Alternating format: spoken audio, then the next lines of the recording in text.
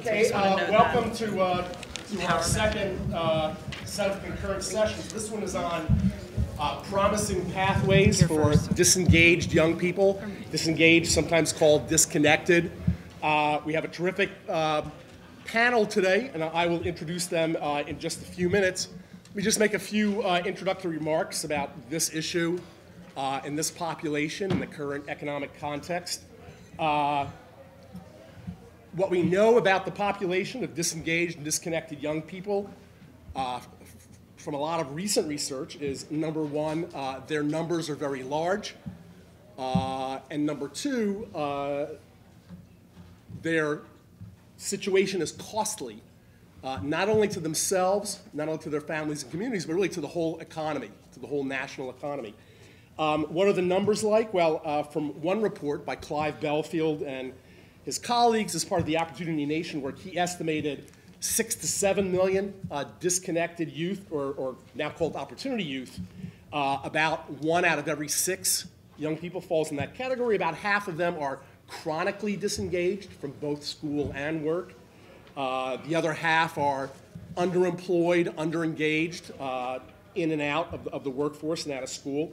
Of course, these numbers have gotten much worse during the recession, and they are likely to remain bad as long as the labor market remains weak, which is going to be for a while.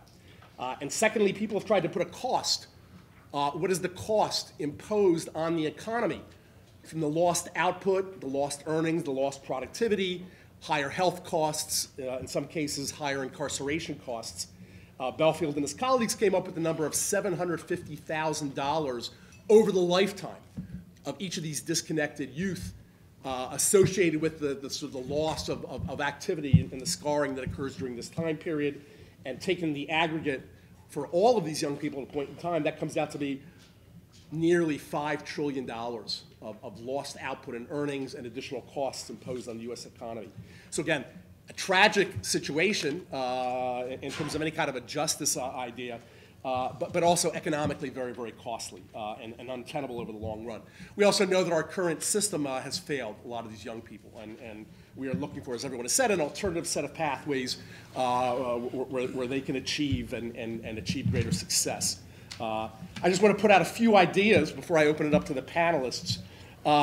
This population is quite heterogeneous. Some young people within this population are much closer to being work-ready and school-ready in terms of their basic skills, their reading and writing abilities, than are others. So I think one size does not fit all in this world, and we have to tailor programs that are appropriate for the wide range of skills and abilities and backgrounds that people bring forward. At the same time, we're looking for commonalities and common features and common themes that these programs share. I'm going to ask the panelists to try to draw that out. When we talk about employer interest, we have to acknowledge, number one, in this labor market that we have today, which is a bit of an employer's market or a bit of a buyer's market, many employers can't afford to be choosy. And it's not obvious that many employers need to be interested in at least some parts of this population, and especially the sort of the part of the population that's reading well below grade level and writing well below grade level. We have to be honest that not all employers will be interested in not all parts of this population, and therefore think creatively about what's the role of employers in this process and in the programs we've generated, and how can we, again, accommodate the wide range of characteristics that young people have, while we, at the same time, look for employers to be more engaged and to be involved. We have to ask questions like, who's going to pay for some of the upfront training costs, and how do we replicate and scale the best efforts? And we have to, since I'm an academic, we have to talk about evidence. What's the quality of the evidence? Because you go to Capitol Hill, people who don't know anything about statistics will immediately ask the question, has there been a random assignment study? Not that they know what that means and why that's better than any other kind of study, but it has become part of the parlance on Capitol Hill, and the evidence needs to be rigorous if we are going to make the claims that these things work and that they merit public resources. So I just throw those out as some themes that I hope get addressed today and that maybe we'll come back to. Let me introduce the panelists. Not exactly the order. I'm going to ask them to speak in this order. First of all, we have 3 representatives of something called the New Options Project. We have Angela Cobb, who's going to speak first. She's the director of Return on Inspiration Labs, part of the New Options project. There are 2 other panelists also part of that project. Leslie Beller, who's the founder and director of MHA Labs, and who's a New Options zone leader from Chicago, as well as Jamai Blivin. Did I pronounce that right? Blivin, sorry. CEO of Innovate+Educate, who is a New Options zone leader from New Mexico. In addition to the New Options folks, we have Shawn Bohen, the National Director for Strategic Growth and Impact for YearUp. And we have Jean-Claude Brizard, the Senior Advisor for Career Readiness at the College Board. What I'm going to ask folks to do is I'm going to give 10 minutes to the New Options folks, starting with Angela, and then turning to Leslie and Jamai, because although they're all part of New Options, they do represent a somewhat broader range of approaches and ideas. So we'll give 10 minutes to the New Options folks, and then 5 minutes each to Shawn and Jean-Claude in that order. And then I'm going to open it up fairly quickly after that for comments and for audience input. So let me turn it over to Angela. Great. First of all, it's a real pleasure to be here. So I serve as the director of the New Options Project, and this is a little bit of an innovative approach in and of itself. New Options is a 3-year, $28 million investment of the W.K. Kellogg Foundation. And I did say investment, I did not say grant. We have a contract with the foundation. I think that's important and not just semantics. It's a 3-year, $28 million investment focused on creating innovative tools and approaches that connect opportunity youth to employment pathways. Okay. And we have 3 kind of on-the-ground teams in New Mexico, Chicago, and the Baltimore, D.C. corridor that are really just coming up with radical approaches to employment pathways and supporting young adults and also employers in finding talent.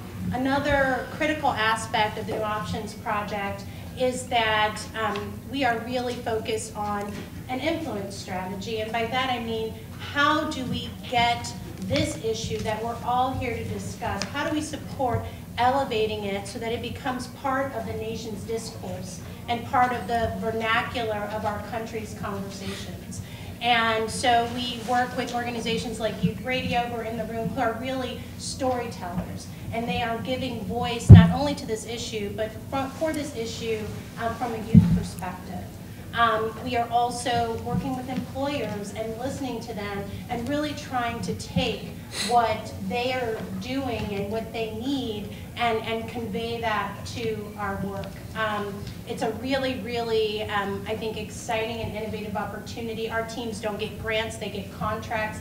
Everyone's accountable. We have status reports. We have, leadership team meetings. So I would say we're a bit of a collective impact model, but we're probably more like a social venture incubator if I were to kind of use an analog that folks can relate to. So I want to hand it over to Leslie and Jamai because really I run the backbone organization. They're the folks on the ground doing the amazing creative work.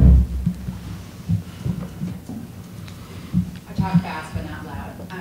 So I'm Leslie Beller, and we run a project called MHA Labs. We were actually recently rebranded by 15 high school students who thought 21st century skills was not remotely passionate enough to be represented. So MHA stands for the Means and Measures of Human Achievement. We target the kind of non-cognitive, social behavioral, that type of skill set that, according to the Rotman School of Management, are the actual top 10 skills most necessary for career education, not necessarily just technical skills. So we talked a lot today about the need for actually technical competency and academic competency, but there is a robust, very aggressive skill set around 21st century skills. It is probably one of the largest drivers for youth employment, but also adult employment and advancement that I wanted to kind of bring to the picture today. We launched this project, though it is very much about inspiring young people to pursue the lives that they want. We started with the lens of capitalism, which is in disconnection, it's really easy to go to a kind of a social sector space or charitable space, kind of thinking about it as social responsibility. That our goal was to be able to package a set of 21st century competencies that were needed by the business sector at a very high level, that were identifiable in a young person, and create a tool that could directly, predictably, and reliably translate that. So using kind of an assessment science as our leverage for public policy. which is if we could prove consistently that these skills matter, we could test for those skills, we could eliminate some of the kind of racial and ageist barriers that actually come from hiring this population. So though our work is very inspirational, we are very much driven by kind of a capitalist model. Young people don't want to be charity, they want to be seen as assets. Employers want assets, as if we are not a social democracy. So we really kind of targeted that. The second issue is about individualism, which is young people's biological evolutionary imperative is to reject the norm and live out a kind of an aggressive identification process in their teens. So I believe that when we actually think about pathways, we can't kind of suck the joy out of that path and the individualism out of that to allow people to constantly try on and constantly iterate. A lot of the jobs that were presented today were not necessarily things that the kids I work with who's nodding over here actually want to be able to do. But how do you take something you learn in manufacturing and apply it to innovation in the social networking space to build apps? So this tension between, we're terrified about low-income natures, but at the same time, young people don't see themselves as that. And so it's really important, I think, for us to focus on that. And our last philosophy we call Brains on Fire, which is 21st century skills are what bring technical content and academic content to life. Yes, it is practical to teach those, but if you teach them in a way that doesn't actually increase learning and increase capacity, you actually don't build 21st century skills. The good news for all the educators in the room, and I'll close with this, is that they've proven that 21st century skills is best taught as an instructional strategy, that you can't workshop someone into being human. This has to be something you do from the moment you wake up to the moment you go to bed, from the day you're born, all the way through lifelong learning. So our kind of vision is to train all 6 billion people on the planet to be skill builders. So we're kind of in the kind of Mark Zuckerberg big audacious goal that we believe whether you are rural Africa or you are in a boardroom, that you can be a 21st century skill builder. I'm Jamai Blivin, and we represent the New Mexico Zone of Work. And when we applied for the grant for the innovation, we believe that the way our innovation would work is to shift the employer's hiring. So we work specifically in trying to open up jobs for young adults and actually all job seekers based on cognitive skills. That's the first assessment. We've partnered using an assessment that measures cognitive skills. So in our zone, we're actually posting jobs that do not say you need this degree or you need this qualification or this experience, you need a skill. So the research that Dr. Mayo, who's in this room here, who's our lead researcher, we can show that out of the disconnected young adults in New Mexico, there's a large number of disconnected, with the emphasis on Hispanic young adults in New Mexico that have either dropped out of school and they are not employed. We can show that while 1% would have been hired by an employer based on degree or experience, we can identify 33% of those young adults that actually qualify for a job based on cognitive skills. Now, we also have identified a huge number of young adults, 16 to 24, that don't have the skills. And the second year, when we realized how grim that number was, we decided we needed to create a skill-up opportunity for those young adults. So we really have developed in this third year an entire ecosystem for communities and cities that involves the community college, the city government, the educators, the job seekers, the young adults, and the employers. So what we're really trying to do is create a unified language based on cognitive skills. And we're getting incredible buy-in from employers across the state. We continue the work and believe that if you don't have a common language that is also EEOC compliant, then what you're really doing is random acts of opportunity youth employment.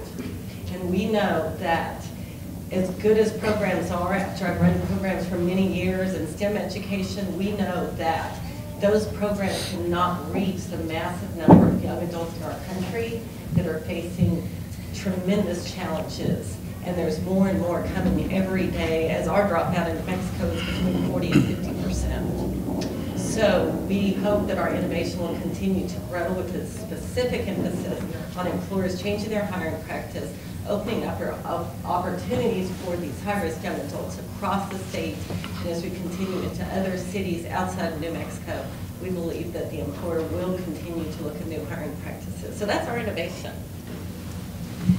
Can I just add one? Of course, you have 1 minute left. There's one key element that I think is important. Number one, we're in year 3 of a 3-year investment cycle. So essentially, the seed investments that all these teams receive were really around doing demonstration projects. You have an idea, you have a hypothesis you want to test, create the solution, and demonstrate market traction.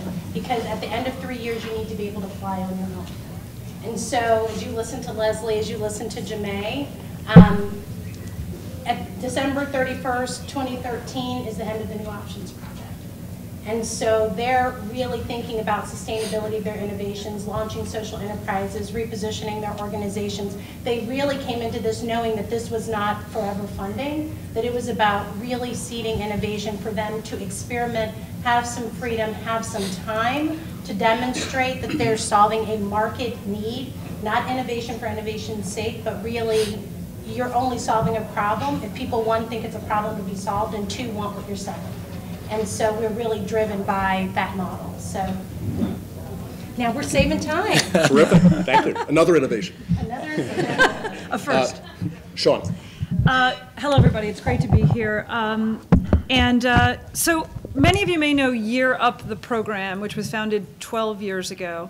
I want to spend about a minute on YearUp, the program, and then talk about what we're doing strategically, which includes being part of the New Options Project amongst a bunch of other systems change efforts that we're engaged in.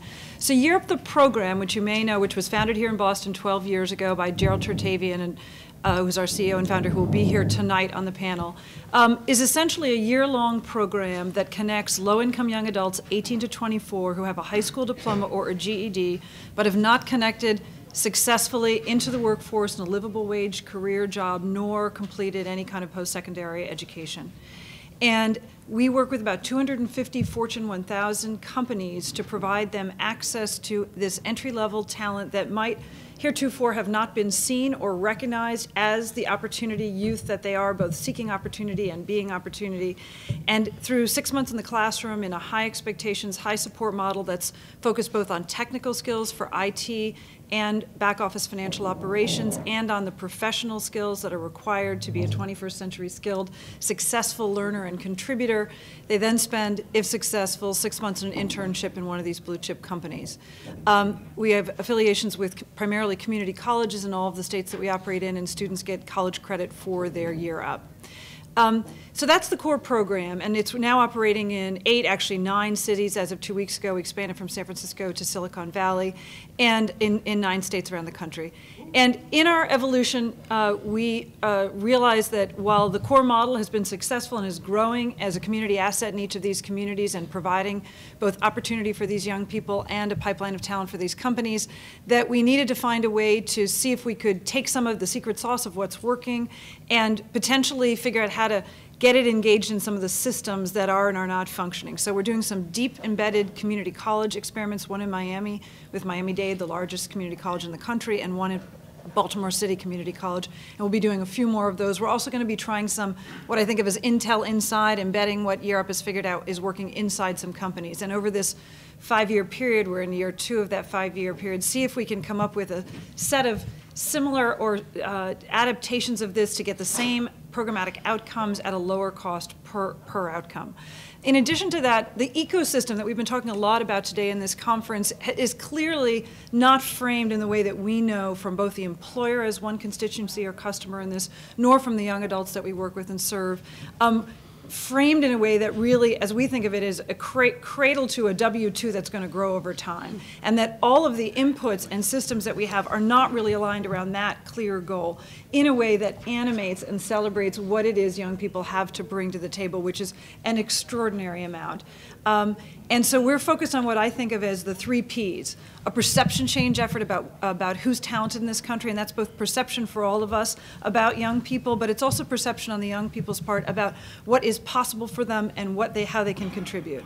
The second P is the practices, primarily business or employer practices, about how we even think about who's in the possibility of the pipeline of talent which in this country with changing demographics, really everybody needs to take a look as I feel like I'm speaking to the choir, but everybody knows, but that is not radically changing the way in which practice needs to change. And that includes things like shifting what constitutes competency versus the way we think about a resume and credentials.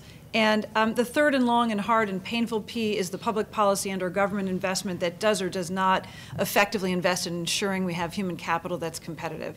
And we think about business and employers as an absolutely critical level, a critical lever and agitative force as being the demand here and the supplier, the young people.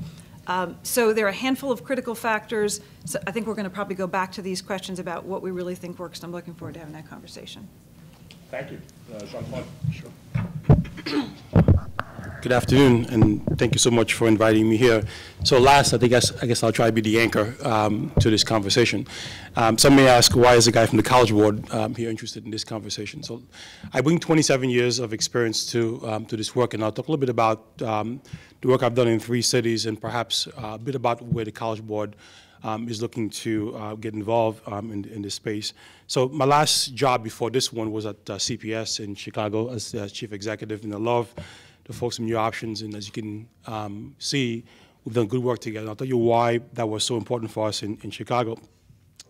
So from looking at the work in New York City schools, where I was the ED for high schools, and in Rochester and Chicago as superintendent, I can tell you that to really address this population, this work, you've got to approach this from a systemic perspective. You can't just look at ways of engaging kids who are not in school, but perhaps look at the pipeline of kids disengaging from high school and what we can do to make sure that we stop that, and as well as addressing the other issues. So for me, most of these kids have been failed by the system. And perhaps why I have a passion for this is because my first job as a teacher was at Rikers Island jail in Queens, New York. So my first experience teaching was teaching kids who had dropped out from 5th grade, 6th grade, 7th grade, some in 4th grade. And to see really the loss and potential that we had as a system because of we didn't do the right thing, perhaps, by those young people. So I was part of the early initiatives in the Joel Klein with Michelle Cahill in the Multiple Pathways Initiative in New York City, Learning to Work piece that addressed the problem from multiple perspectives, ways of improving graduation rate, as well as engaging kids in finding different paths for them toward credentialing, as well as looking for concrete skills we can give kids in Learning to Work initiatives back in the 2000s under Joel Klein in New York. In Rochester, New York, again, approaching a system that had the lowest graduation rate in New York State, we knew we had to begin much earlier than 9th grade, looking at ways to engage kids in middle school all the way up. So our massive high school reform project also included finding ways to get kids who were out of school back in school from suspension programs that led kids right to out of high school. A system that had 32,000 kids at the time, on average around 16 to 17,000 suspensions a year. So you can begin to see ways in which we're contributing to the pipeline of kids leaving and getting out of school. So you had to fix that, fix the curricular issues, the pedagogical issues, the structural issues in high school, as well as creating programs for kids who had left the system. There were 2 programs we started. One actually was highlighted in NewsHour back in 2010 or 11, I forgot exactly, it was February, was a high school construction and design, partnered with a group called Unicom, trades union in Rochester, New York. These kids build homes, houses, so the electrical box was done like 15 times. Under the guidance of professionals. And when they were done, they sold the house, bought new plots of land, and kept building new houses. So Full School was developed from the top money that came from the feds to build programs for kids who were disengaged. Lo and behold, many of those kids had IEPs who were part of those programs as well in Rochester, New York. The second was a program for sort of upper teens, 18, 19, 20-year-olds who had very few credits for graduation. Not kids who had 1 or 2 credits, but kids who were somewhere in the middle of the high school experience but had adult issues, who were disengaging from the experience. It goes back to the early comment about this group is really heterogeneous. Some of those kids were reading at a 13, 14, or post-secondary level, but somehow 2, 3 kids couldn't finish high school through the traditional pathway, wanted something different. We opened the program with 60 kids, 60 high school students, and we found about 50 of them were young mothers who came to the program. We didn't target that group, but allowed us young people, kids who were looking for something different to get a high school credential. So what I'm pushing very simply is that this must be a multi-lane highway, multi-pronged approach to solving the problem. Let me come to Chicago for a second. Chicago has as many dropouts as New York City. Let me put that in context for you. New York City has about 1.1 million school children. Chicago is about 407,000 kids. 60,000 kids apiece in both cities. You can begin to understand perhaps the big issues that the city right now is facing in the case of murders that you're hearing about. And most of those tend to happen in the same neighborhoods of the South and West as of the city. And if you don't think there is a direct link between the kids who are disengaged, who are hanging out in the corner at 1 p.m. on a Tuesday afternoon, and the gang initiations that lead to the sort of retaliatory kinds of murders and crime issues in the city, then perhaps you don't really understand the full context of the problems the city is facing. So 60,000 kids who are out of school. To address that, you not only have to address the pipeline issue, why they're leaving the school system, but at the same time understand ways in which you can begin to engage those young people back into a meaningful pathway toward credentialing. The system has had 5,000 seats for disengaged youth, for out-of-school youth, 60,000, 25,000 actively looking to participate in something to get a credential, had 5,000. In about 2 years, we built it to 7,000, clearly a drop in the bucket to what needs to be done to address that particular need. One of the things, and by the way, most of those schools were charter schools, were open to address those kids specifically. What was missing, though, I think, and talk to Angela about this issue, was a direct connection to workforce. So imagine, for instance, we're trying to build a sort of systems, solutions for kids who can come to school in a flexible way, get the academic credential, and get a workforce credential that lead right into an industry. And for that to work, you need the kinds of partnership where industry is providing the kinds of paid internship, because those are not 12-year-olds, those are 17, 18, 19-year-olds who are looking for a real solution. They wanted something concrete, not something that was pie in the sky. Tell me what this will do for me next year, because I've got issues I've got to address right now. And perhaps finding ways to increase those numbers is one way of solving that problem. We're looking at partnerships with the county as well to reach those young people who are incarcerated or coming out of prison to make sure we begin to address those needs as well. And by the way, in those same neighborhoods, the youth unemployment sometimes reaches 90%. In those parts of the city. So you begin to add the numbers, you begin to see the sort of the confluence of issues that perhaps part of the city is actually facing. Last piece on the College Board. Why are we interested in this? Because for us, frankly, this is a continuum of work that we're looking at. I get cranky when I hear people say 4-year, 2-year, or CTE. By the way, I was a principal of a CTE school in Brooklyn. It's not or, it's and, right? It's multiple entry, multiple exit points, stackable credentials, portable credentials that you can give a child. One of the best comments I've heard today was how can you personalize this work for young people in a rapidly, exponentially changing society and workforce? Very simply, you've got to decide, and this is the work we're looking at right now in the College Board, decide and find out what are the minimum sort of requirements in mathematics and literacy. What's the math worth knowing? What do you need to know around literacy in the core? How does that contextualize the particular industry or pathway? And really make that real for some kids, make it perhaps about career readiness for all kids, because relevance is important for all kids. All of us go to work at the end of school. I have Tony Cannavale actually put this in very, very nicely, that those of us who can afford it do CTE after college. We go to law school, medical school, right? So how can we make this relevant for all young people? Because eventually, they're going to go to work. But especially, how do we begin to get involved in this ecosystem and pull the right levers to really bring our reputation and gravitas and perhaps the connective tissue that's needed to create this, so fix this coordination gap that we have around career tech and career readiness across the country. So the entire continuum is of interest to the College Board and our new president, David Coleman, and we'll be looking to find the best ways to get involved in this work. Good. Thank you very much. So let me throw a few questions out for the panelists to respond to, and then I will open it up for all of your comments and questions.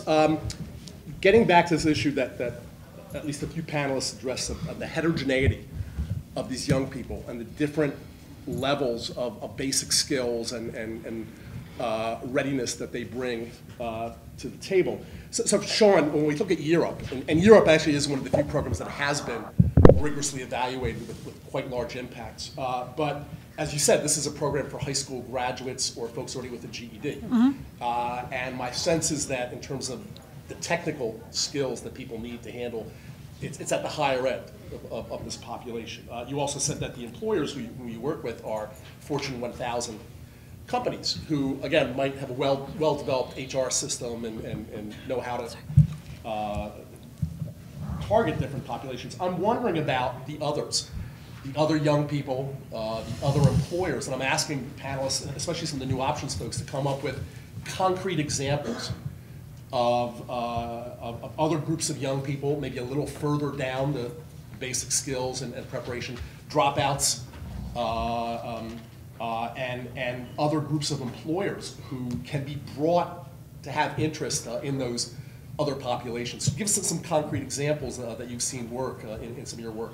And any of you can address this. And then the other question I'd ask you to address is, if you have lots of nice examples and new options has seeded these nice, how do you start to systematize that? And what would be the next step to create something more coherent, something more systemic from a policy point of view? So again, I open that up to anyone who wants, maybe starting with Angela. So I think the first thing I would say, and I mean, I grew up at Deloitte, so I'm like a corporate person who, you know, ended up doing something very different.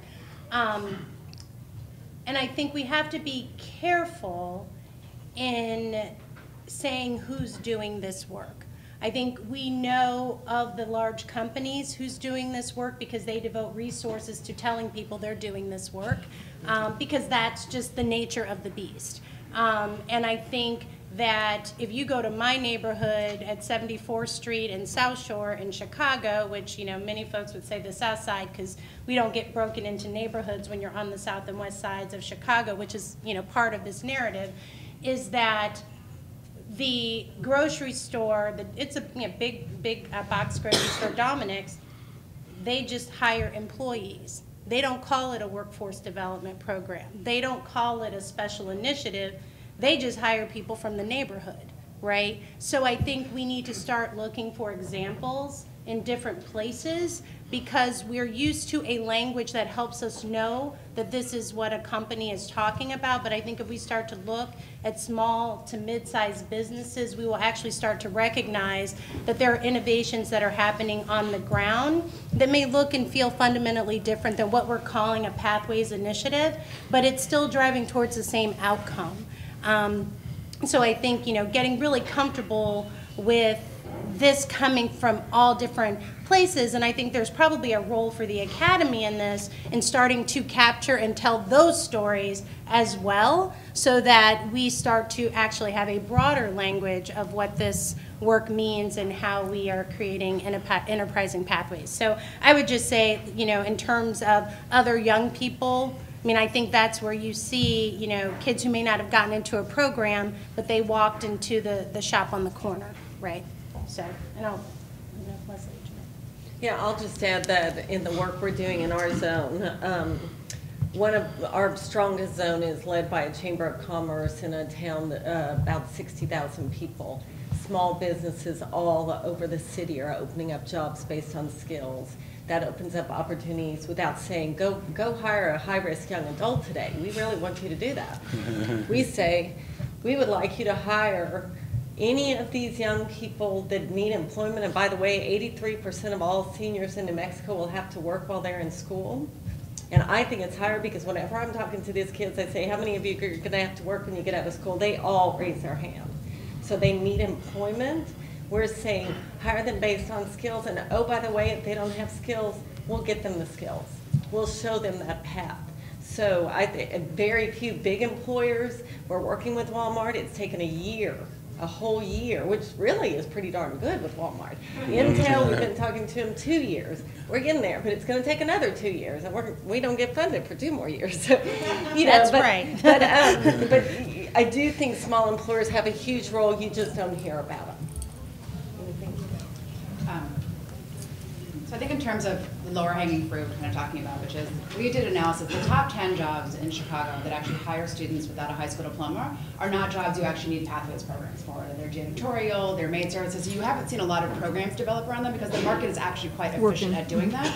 I'd say the majority of programs, even a YearUp program, the first thing you do in a YearUp program is you get a test of basic literacy and numeracy. And if you score low, even with a high school diploma, you go into remediation. And so I think why programs like YearUp have been very successful, and I used to run a program similar to that, was a massive level of effort over a sustained period of time to build both technical and social skills necessary for work. So kind of the quick hit programs that are kind of for lower levels actually are just not as common because they don't exist in terms of programmatic. So we work with our district saying we really want to be spending general education dollars on training people to be a janitorial service. So I totally agree that it's a very viable job. It does not actually need public education general dollars to actually subsidize that. The market is actually quite efficient in doing that. So I think it's a difference between what should you be investing in that needs a very highly articulated, supported pathway model versus things that just take greater market efficiency, which is the retail industry said, if I work for Chicago Public Schools, if you could just publish a list of every kid who had perfect attendance, regardless of what their grades were, we would literally just hire from that list. That's it.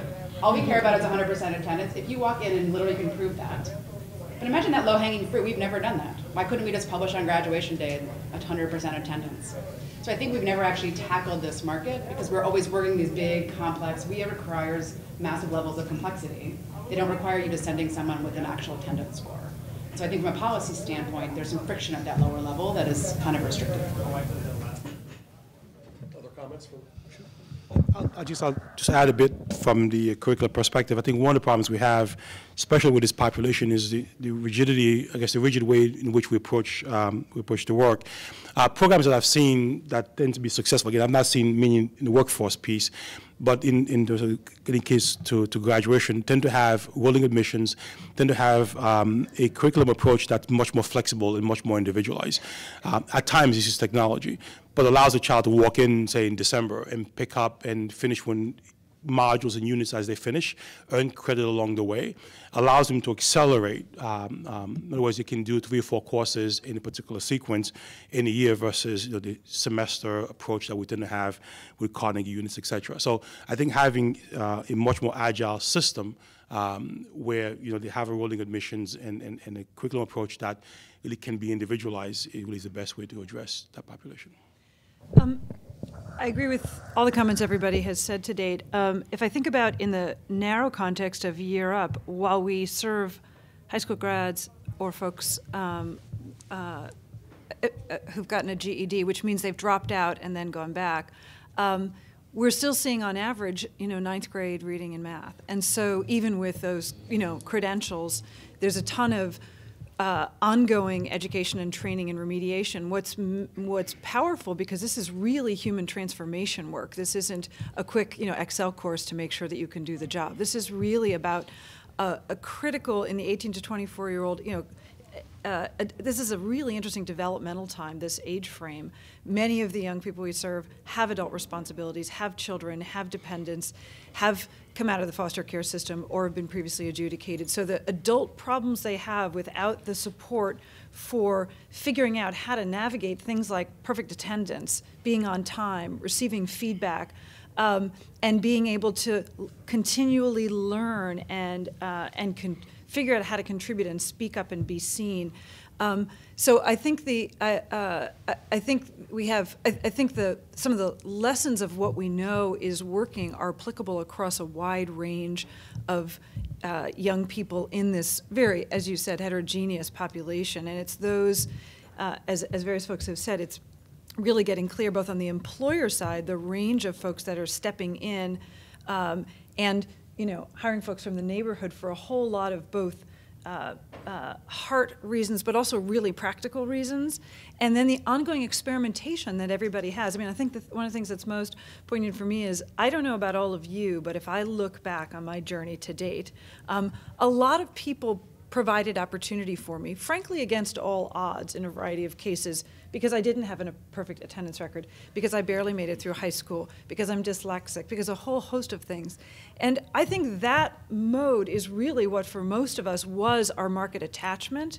And yet we have a very dominant narrative in this country that many people have spoken to today, which is you get this credential and then magically you all of a sudden sort out your career. Now, frankly, in the trades, that is, with the old internship or apprenticeship model, that is the only place where that has really been true, except for those who did CTE as their privileged graduate degree. And it's one of the shifts I think we need is the reality that the dominant narrative we have about do X and that equals Y is not actually historically true for most people, never mind in the current economy going forward. Okay, thank you. I'm going to open it up now. Is there a mic that's going to float around? Okay. Let me know if you have a question or comment. Please identify yourself at the beginning and also maybe identify to whom you are addressing your question. Okay, my question is, my name is Ron Stefanski and I'm with a company called Edigo. And I've worked with many school districts on programs. And I'm curious, from those of you who talked about sustainability, what are you finding that works? What my experience has been is that a lot of times in our urban centers, we have successful pilots, but they don't have any traction beyond the pilot. And they go down the ghetto of dead ends. The same thing holds true with remediation programs. We put kids into remediation programs, and that's almost a flag to track kids out of a pathway to success. Because they go down into remediation, it's a path in which they never return. So I'm curious about your perspectives about how we do this. Well, personally for our zone, that's why we believe we have to have the whole ecosystem, because if we just work with the employers, it wouldn't address remediation of community colleges. It wouldn't address that there's kids walking across stage getting a diploma and they can't do 5th grade math or 5th grade reading, and that's what's happening. So I think there's no quick fix answer. Yes, it's great to put up an early college high school because it's a successful model, but we know that that's really tough to put up all over the country. So I think you have to get all parts to agree that the system's broken, which I think we all agree, and then say, how are we going to fix it? Yeah. We know remediation's broken, and people are lost as soon as they go in there. So I think it's the whole group has to work on the same agenda. To that point, I did mention earlier, so we have every single public agency and private agency and small nonprofit in Chicago agreeing to all use the same tool. We've been in a quote-unquote pilot. I didn't call it a pilot, it's a beta, for 3 years. We have over 100,000 young people being measured right now and supported. So kind of my vision was that we kind of called it radical incrementalism, which is programs are very intense, very hard to manage, very hard to fund, and highly isolated and serve very small numbers of people. So our model was, if people need, we basically identified 35 skills that everyone needed. Everyone in the entire city of Chicago, and now luckily the Twin Cities, have agreed to all focus on those skills from basically cradle to career. We are creating micro tools. We basically said if every single program in the entire city just launched one team building program, and every kid would get that in every single class, and every single after school program, and every employer, because we're all using the same tools. So we literally just said to teachers, our district strategy was this year would literally add one team building workshop, that's it. And everyone's like, oh, I can do that, that's really simple. Oh, and guess what, we have a workshop on it. Oh, and guess what, here's a little tool to do it. And oh, guess what, here's a peer-to-peer program. So we started with a model of like, we didn't even actually pilot it. One, you can't say the word pilot in a public school system because they just wade you out. Yes. I will say what I got up and said as a commitment that I will actually stay on this project regardless of where the funding comes from. If I sell my stuff, I will not leave for 10 years. So I think what people do is that the sustainability is also driven by the inability for people who are in leadership positions to stay. But they're not, I got job offers all the time now, and I just said no, like I'm in for 10 years, and the more I say that, the more people are buying in. So I think it takes personal commitment to stick it out, to wade through that cynicism, which is totally justified, by the way. People attack public school people for being cynical all the time. I feel like it's 100% justified, having been there now for not that long, but I can see how it happens. And so this idea that I think it's a mix though, but I got everyone to agree to it, but I want to say one thing. They've never been in a single meeting. For 3 straight years, every single partner, because they all adopted this, they said standards are a form of meetings and collaboration. You don't have to meet, you don't have to collaborate unless you want to. Now they're begging for it. But we didn't go to that typical model by making 80 billion meetings, everyone agreeing and setting policy. The entire state has adopted it, all of this without meetings. And I would just say, I mean, one, I think from the New Options Project lens, what you can hear is two very different models, and if you talk to our Baltimore DC team, it's another radically different model. And I think, you know, one of the things that we often do is we attempt to be prescriptive, and we attempt to force models maybe where they don't fit. And I think one of the opportunities and one of the things we've discovered is we didn't prescribe the approach to sustainability. It was really something that was unearthed through the work. And I think we don't often provide that freedom because we want quick return on investment, we want quick outcomes, quick results. And I think, you know, Leslie has used the phrase before, the Kellogg Foundation really created a sandbox for experimentation that is often not allowed. And I think, you know, I think for Leslie's work in particular, it's also been a community engagement model, right? So from the beginning, how do we at the grassroots push this up through the system versus the system pushing it down? And so, you know, Leslie's actually the person who will stay around for 10 years. That's just who she is, but by hook or by crook. But I think the idea of, we didn't force this, it was really bought into from the ground up, or, you know, it's stakeholder engagement, it's getting the ecosystem together, whatever you call it, this idea of everyone being part of the solution and owning it, so that if one person disappears, guess what, the work still lives. And I think that's really, really important. We need to structure innovation to live beyond an individual or funding, you know, and that's part of creating a market-based solution where if there's value, people keep doing it. And I'm a crass MBA, so that's... So just 30 seconds. If you talk to Bernie Trilling, one of the authors of this book, he'll tell you that one of the biggest issues we face is a coordination gap. And it goes back to think globally, act locally. We know so much of this work is local, but unless you have all the players at the table to make sure everyone's bought in, and someone else this morning said the connection between policy and practice. So you've got to change, make sure federal policies align with state policies and local practices, et cetera. Unless we do that and create proof points regionally, we're going to be back here in 20 years talking about how we fix this. Okay, next, yes. Hi, I'm Ellen O'Leary from Youth Radio, and Youth Radio is privileged to be a part of the New Options work. And I just want to go kind of feed off some of what Angela was saying in terms of community engagement and your question about what about the kids who don't have the GED, who haven't graduated from high school. And as Shawn has said, that's already, as we know, today, even if someone graduates from college, they may not succeed at work.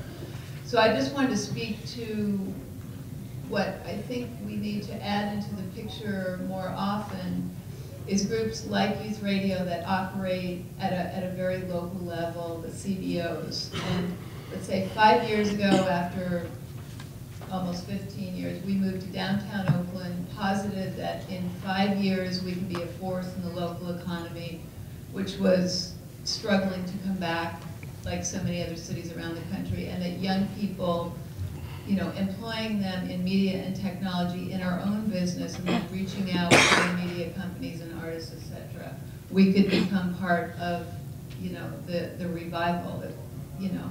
And, you know, 5 years later, we've had 200 jobs, we're up to 200 jobs a year internally, and then increasingly the students getting employed, you know, in the local economy, which now we're, with the help of all the other great models that we've learned from through New Options, you know, starting to partner with the media and technology industry that's a boom in the area. Like, how do we link kids growing up in poverty to that boom?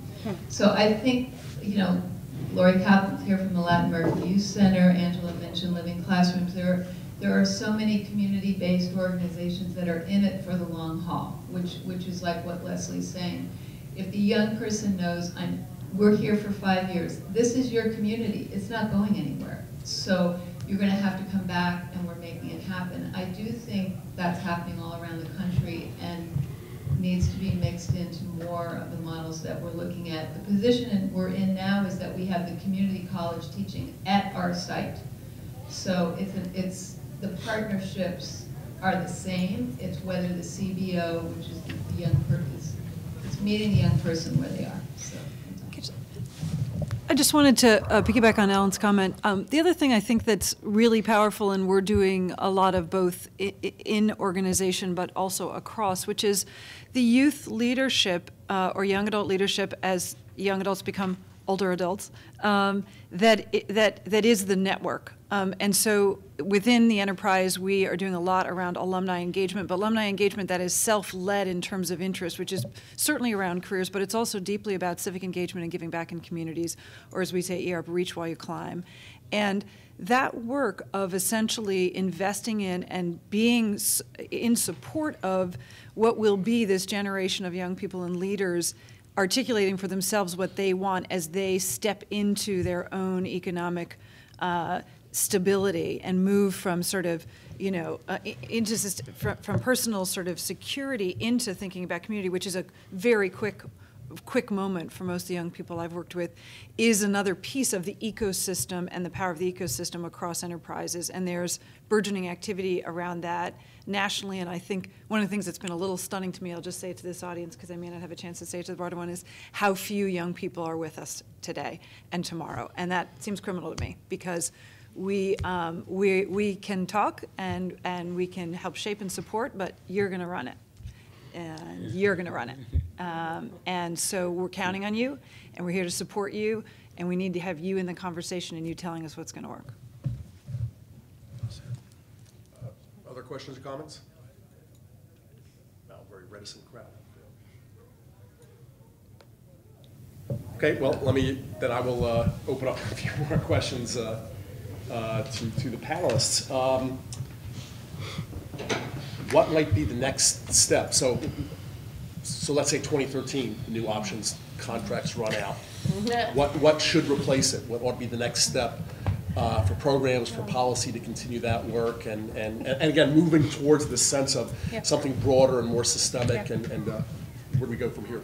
Well, I have a pit in my stomach every day because I think, you know, one of the powerful things about this work is that when I joined Return on Inspiration Labs to run this project, you know, and talked to, you know, the team at the Kellogg Foundation, it's like we're seeding these innovations, and at the end of the day, there may be one that lives at the end of 3 years, but that's okay, because that would still, I mean, it's, you know, outperforming most social venture incubators if we have one in 3 years. That's a real success.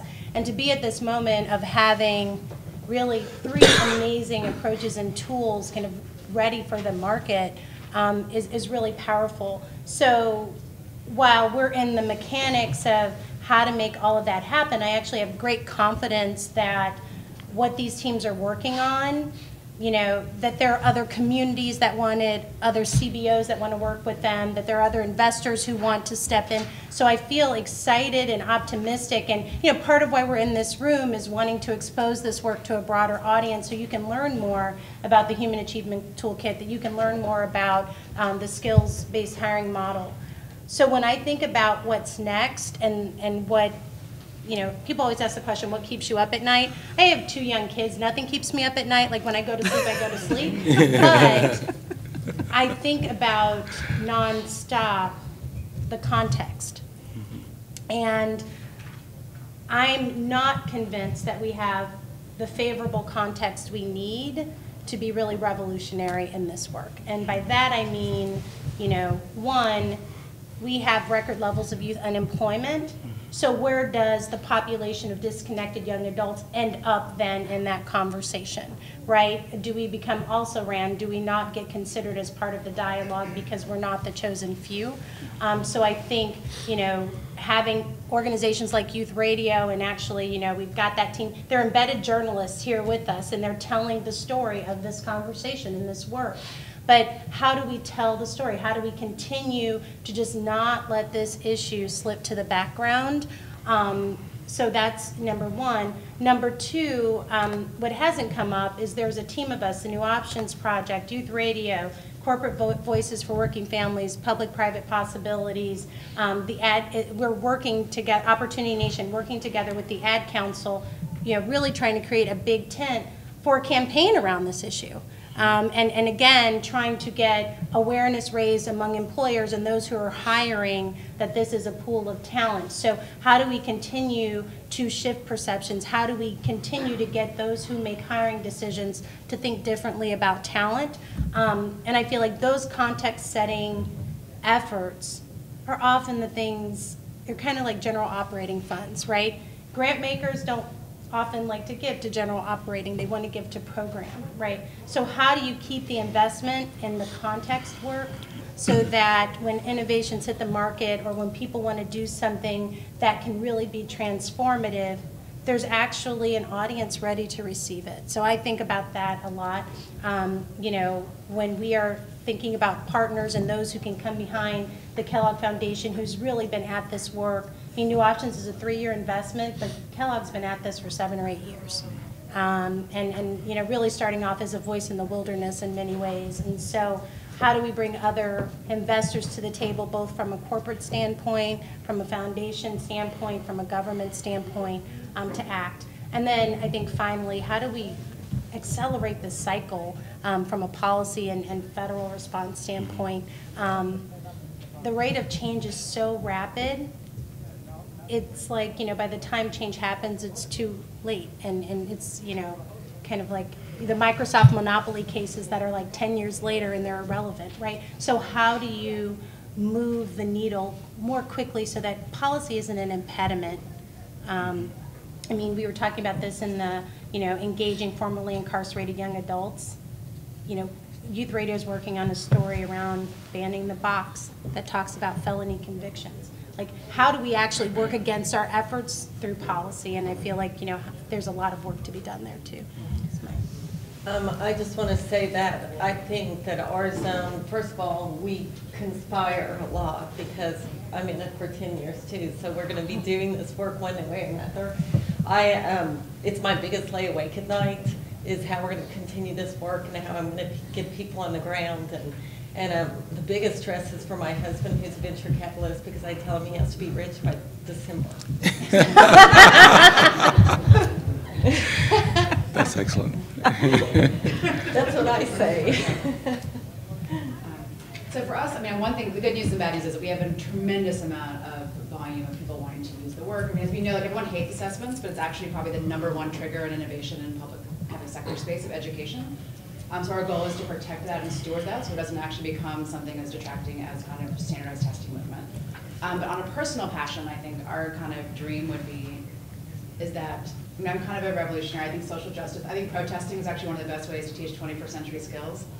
I think this is an intractable problem for a very long period of time. And in other cultures, young people rise up and have a very strong kind of aggressive political voice.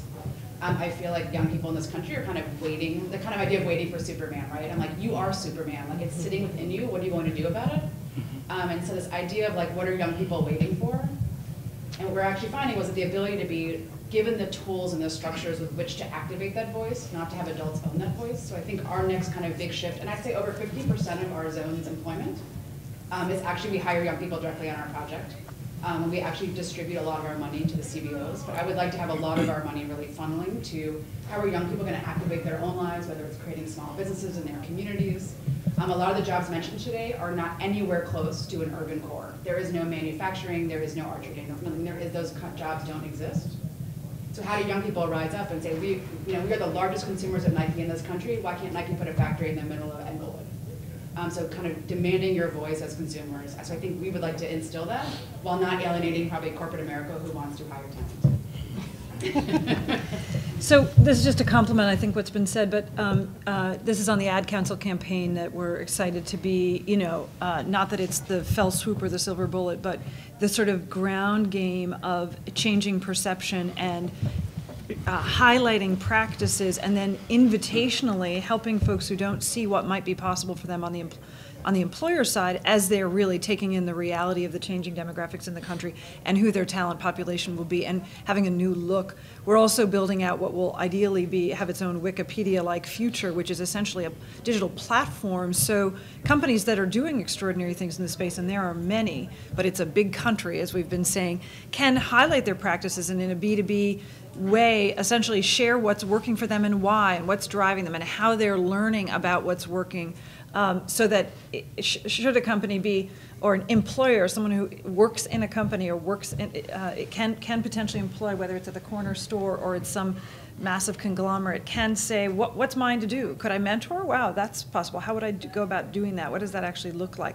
Could I actually create a learning, contextualized learning opportunity like an internship? What would that actually look like? How could I think about doing that? What are the ways in which I could make that argument to myself if I'm a sole owner or if I need to work it up the channel? And what would it mean to actually hire? How would I be thinking about that? And that digital platform is going to be, again, not the solution, but a place for people to come to be learning about what's working as we continue to share the good news. And I think one of the things we've been thinking about in this, and we're certainly watching with a lot of the employers we work with, is there's a social norming about doing good and doing well. And certainly in the new economy employers that we work with, and I'm going to categorize stereotype, this isn't entirely true, but let's say West Coast employers that we're working with, new economy players like LinkedIn or Google or Facebook or Responsys, they don't distinguish as they think about what they're doing in building essentially part of the new democratization of technology movement that is part of the global economy. They don't distinguish about what's the right thing to do about how they're thinking about their businesses when they think about the services they provide and the customers that they have. And what doing well and doing good means. It's a seamless sort of corporate and even a citizenship strategy that isn't sort of corporate in the way we historically have thought about CSR in what you might think of as old economy employers. And so I think we're seeing some really interesting changes about what it's going to mean to have motivated self-interest on the employer part around this that is something to capitalize on, create social norming around, and be sharing. And that's good news. And young people are going to be driving that as key, both consumers, as Leslie was saying, and also drivers of the innovation. I had one last piece to this. As we look for solutions for issues, I think we also have an opportunity now with three big policy pieces in D.C., the Workforce Investment Act, ESEA, and Perkins, all are being looked at as we speak. And of course, what we're trying to do now is try to figure out who's involved in this push, to see how we can influence those three different pieces of policy, make sure they align, and support the work that needs to be done at the sort of the ground level. I think the opportunity for that exists right now, and if anyone's doing this, we'd love to hear from you. Perhaps we can join forces and push that kind of conversation. Well, that does bring me to one more thing I want to throw out. I'm having a hard time thinking what's the policy implication in all this work. Lots of nice, interesting innovations, very promising activity at different levels. Is there a piece of policy at the federal level in any of those things, or at the state level, that would encourage more of this kind of activity or build a success? And again, should it look for evidence, hard evidence of success before funding at a greater level, or how should it address that piece? I mean, I'll quickly start. One of the things that we've been doing is talking to a lot of different states. Florida is looking at different policies. A number of states are looking at ways in which they can begin to support this career education work, career tech education work. Governors, for some reason, are very interested in this conversation, and they're all looking for solutions. At times, we're asked, to look at the college and career standards, and very often we'll find all sort of college standards or academic standards, and very often we don't see the other piece to this. So there's tremendous interest right now across the country. I think leveraging sort of the Pathways Consortium, or even what the business higher ed folks are doing around creating these regional proof points, I think is the best way to begin to influence what's happening locally. There was someone here in the last session from Wisconsin, a legislator, who was very interested in these conversations. I think when you get these folks with the governors and the superintendents and everyone else who's doing the education work to come together and look at the best ways to support all kids in the continuum, I think is the best way to go. But the interest right now is here. I think what I don't often see is the kind of coordination you need to address this in a systemic fashion, but the ground is fertile right now. So just to add, I think I would add to that a general framework which is more towards a pay for performance. What are the outcomes we're actually seeking, and really thinking about the outcomes as being employment, and not looking backwards to imagining that the milestones that we've historically thought were predictors of future success in the workforce are actually going to hold as we look ahead at the current and rapidly changing economy. I think opening up the competition for public and ideally public and private resources to come together to newcomers and innovators. So certainly, I think the emphasis on investing in what works is definitely good, but also, and this isn't always necessarily where public money has felt comfortable doing, but certainly in some public-private investment ideas that we're seeing is experimentation and a much faster loop learning than we're comfortable doing and we've historically been able to do in the public sphere. We have enormous amounts of data that we could be using to actually be helping us understand in a much more quick way what's actually working and why and readjusting. And I think we could be doing that certainly locally in really powerful ways. And I'll add that I think there's a great risk right now with what's going on with credentials and certificates, that they become so many certificates and so many credentials that none of them are validated, and employers totally turn their backs on them. I think we really have to use the research of what is proven to increase employability. And there's a lot of them that aren't, and there's a risk right now with all of these new credentials, all of these Department of Labor grants that are millions in these states that are very duplicative and creating more and more credentials. And I think that's a real risk. Our U.S. Senator reached out to us about a month ago and wants to look at an alternative credential to high school. And we said, before you start, just start looking at the data that exists. Because nobody trusts a high school diploma anymore, at least the employers don't, and they'll tell you they don't. But we can't have so many credentials that the employers don't trust anything, or they'll continue to require a 4-year degree and 6 years of experience, which leaves out 80% of the young adults in our country, if not 100%.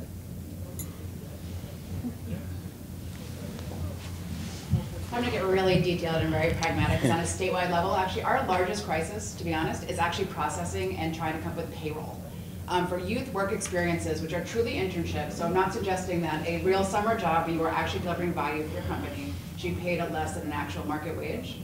But a true internship is where you are basically going on a job and they are investing in you to learn.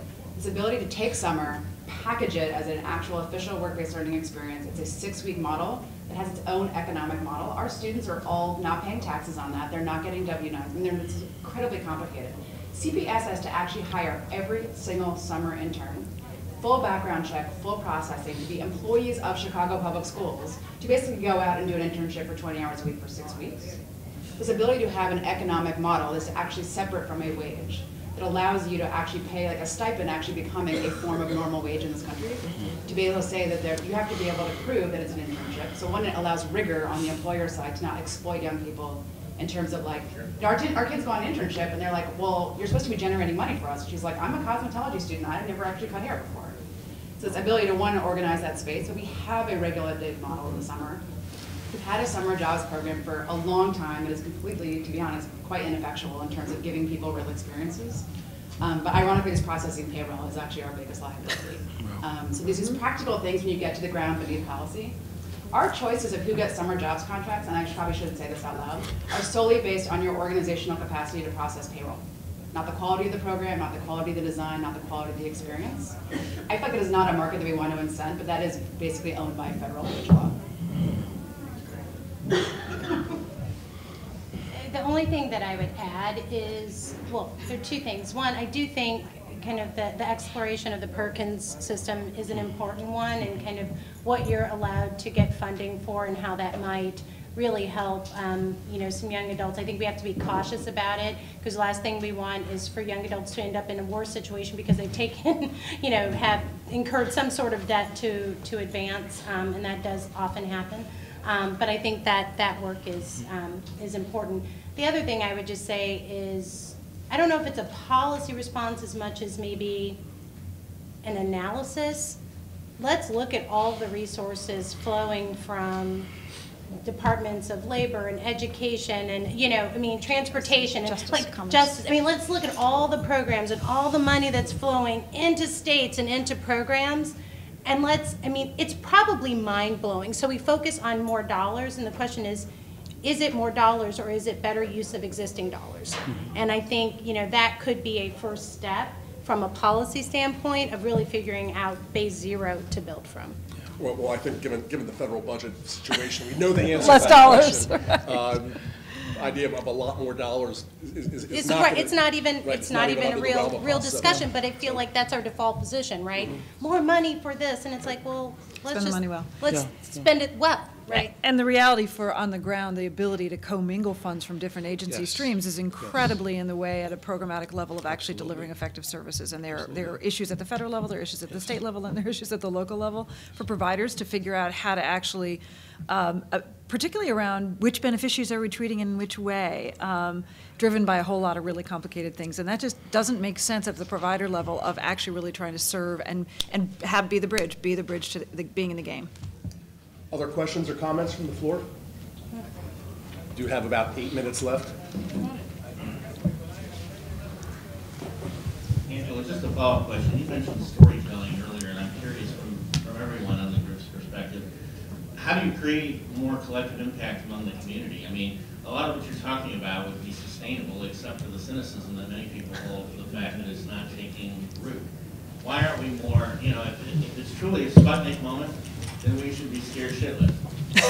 We should be looking at the youth engagement perspective as a form of genocide or a form of apartheid. You look at A Nation at Risk in 1983, you look at it now. I'm in Detroit. I just moved to Detroit 6 months ago after growing up there. And 24% of our students are graduating from high school. We're graduating 92% of those students who are adjudicated Class A felons in the county. That means in the city of Detroit, if you're African American or Hispanic, person of color, 14 to 17, you have a statistically greater likelihood of completing high school if you're a Class A felon. That's a capital crime. Why aren't we screaming about this? Why aren't we using words like genocide or apartheid? Seriously. I mean, how do we get this message out? Gosh. Ellen. God. Last week, yeah. So Leslie and I spend many a Friday night in long conversations, talking about this. I think 5 more years of this economy, people might be screaming genocide. I don't think people care because it's not their kids. It's other people's children. Ron Ferguson talked about it this morning. When it's other people's children, it's really easy to be arm's length. If I live in the Gold Coast of Chicago and I don't have to interact with you, I don't have to think about you. You're invisible to me. It's not a problem, right? And I think part of why the storytelling is so important is it can exist to raise the consciousness of those who don't see and feel and touch it every day. And I mean, then underpinning of this is also racism. I mean, I think about, my son. I have a son who'll be 7 in a few weeks, and he's got 2 parents with master's degrees, and he goes to the University of Chicago's laboratory school, but if he's walking in downtown Chicago, he's just gonna be another black boy, right? And our society just doesn't value black and brown children. And so if you ask why there isn't an outcry, I think your language was so powerful, like it's evoking an emotional response for me, because that is in fact what's happening. But nobody cares about genocide if you don't care about the people who it's affecting at its root. But you're paying $40,000 a year. Yes. Right. Actually, that's actually to my comment. So on the corporate side, the real issue is that, to be honest, the 1% and the people in corporate America don't internalize the cost of its externalities. So you talked about that $1 million per kid. The corporate tax rate, based on their ability to navigate that, and the personal tax rate for people at the high. So we talk about this cost, but that cost is actually being burdened by actually the middle class. It's not actually being burdened by that kind of 1% who has the power. So you look at this kind of view in this conference, right? Everyone in here is a level of power over this issue, but there's a comfort level in the fact that you don't feel that pain. So whether you don't feel it emotionally, so I don't actually always require that, but you also don't feel it financially. And so this cost of actually the prison system is actually bared by states and by people who pay taxes in that state.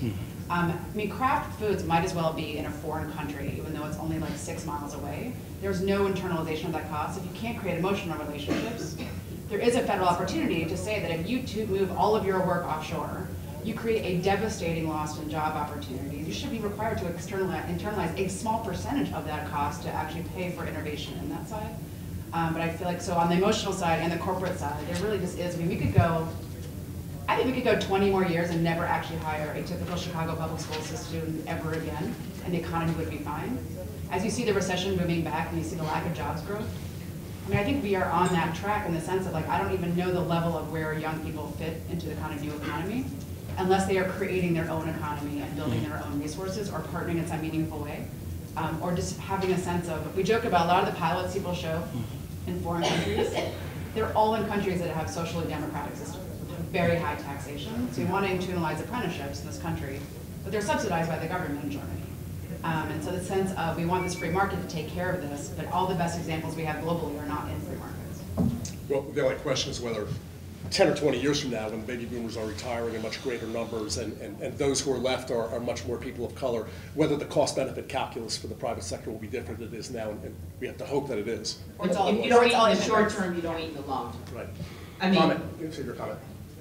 So you mentioned storytelling and the importance of storytelling. It seems to me that if we are telling the stories about children, black and brown children that people don't hear about, people that can make decisions not in their best interest. And so, cynical as this may sound, we need to find those stories in young Caucasian children who, except for their race, look just like our kids, your kids, my kids, and tell those stories, because that's when you start to see people move in a way that impacts them. So a year or two ago, Jean-Claude might remember, ACT did a study about preparedness for college. And they found that a third of the students in the Hinsdale school system, which is very wealthy, were not prepared for college. The fact that 2/3 of the kids in CPS weren't prepared did not resonate. The fact that any kid that was in the Hinsdale school system wasn't prepared created major concern. We've got to somehow make the impact on that kid the same as the impact on our kids. Then we can get people to start to look from a policy perspective about how you change that. The other thing, just quickly while I have the mic, is the attendance piece. You know, if we could tell 9th graders what it would mean to them financially to come to school every day, and then connect that to a job at the end, we might have parents and students focused on coming to school every day in spite of what's happening in the classroom. One last time for at least one more comment. Ellen?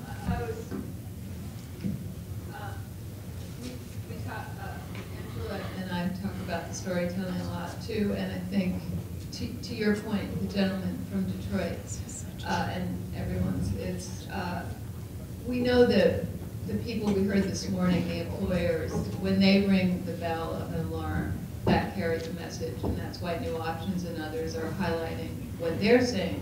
We're going to send all the jobs somewhere else. But as a journalist, I would also say the stories people tell aren't just about these cameos of the employers and the young people, even though that's what they do.